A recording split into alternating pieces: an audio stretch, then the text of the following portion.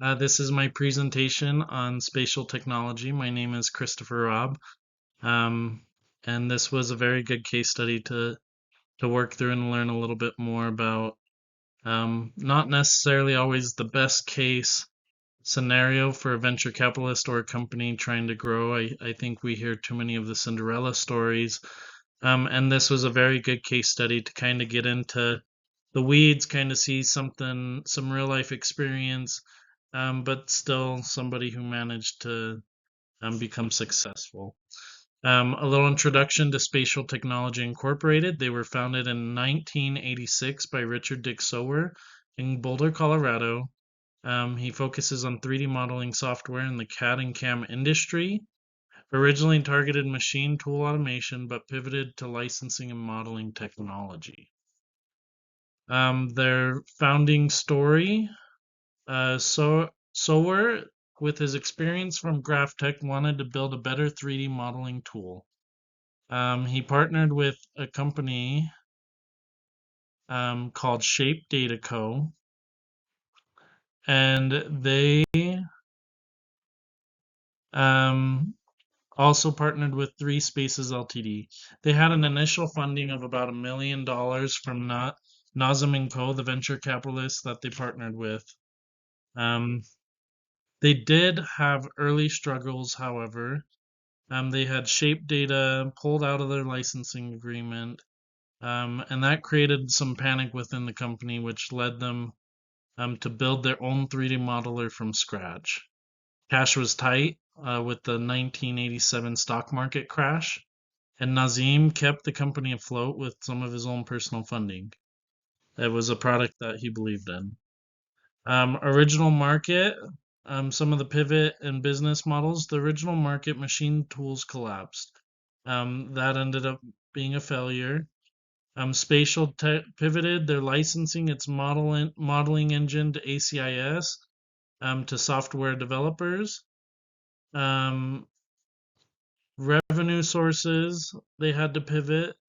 They pivoted from their initial licensing, royalties on the software, and maintenance, um, and support as well. They had many growing pains and setbacks. Their IPO attempted in 1992, and failed. They tried going public in 1992. Their investors were concerned with management and product um, instability. They had backlash from customers after launching personal ACIS for computers. They had Autodesk, a major client, dropped ACIS temporarily. The company reputation and customer relationship pretty rapidly declined. One of their turning points was they had recovery and reconstructing. As of 1993, they went under new management. They dropped the personal ACIS, which was their modeling software.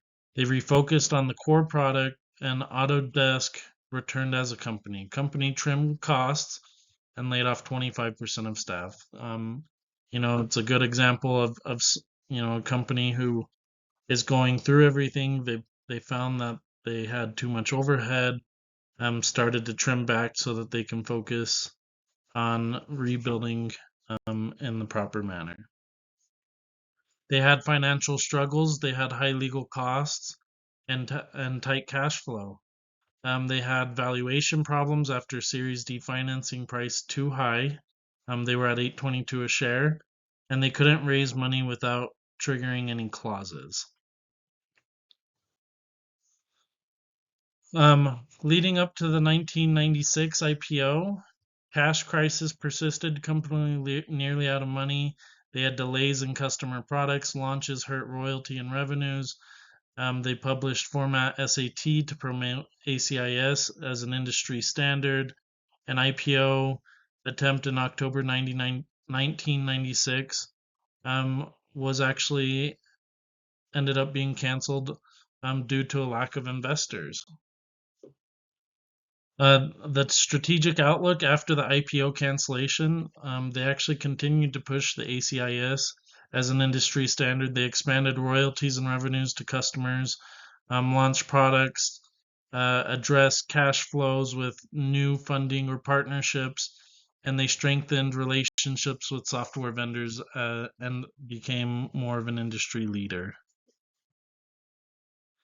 Some of the key takeaways: there was entrepreneurial persistence and adaptability when it was crucial, and importance of timing, communication, and strategic focus. Venture capital can be both a blessing and a constraint, um, and strong tech alone isn't enough. Um, and have to have trust matter for investors. Some of their key successes. This was what was important to me. With all the ups and downs that they had, they were persistent. They kept trying to move forward. They found um, their founding and early innovation. They developed the ACIS, which was really a cutting edge 3D modeling engine. They really were good with their customer adaptation, um, and they attracted major customers because of it.